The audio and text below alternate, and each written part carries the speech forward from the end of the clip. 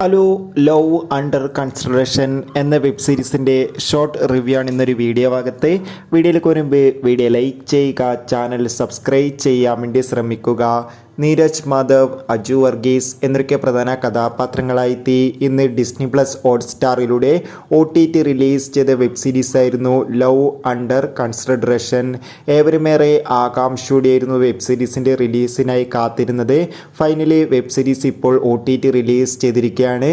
മലയാളം, തമിഴ്, ഹിന്ദി, തെലുങ്ക്, കന്നഡ, ബംഗാളി, മറാഠി എന്നീ ഭാഷകളിലാണ് web series OTT release ചെയ്തിട്ടുള്ളത്.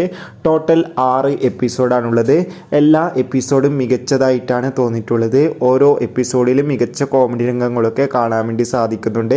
എന്തായാലും മികച്ചൊരു കോമഡി എൻ്റർടൈൻമെൻറ്റ് തന്നെയാണ് ലവ് അണ്ടർ കൺസിഡറേഷൻ എന്ന വെബ് സീരീസ്. വെബ് സീരീസിന് വേണ്ടി എത്ര പേര് കാത്തിരുന്ന് കമൻറ്റ് ചെയ്യുക. കണ്ടവരുടെ അഭിപ്രായം കൂടി കമൻറ്റ് ബോക്സിൽ രേഖപ്പെടുത്തുക. Bye bye.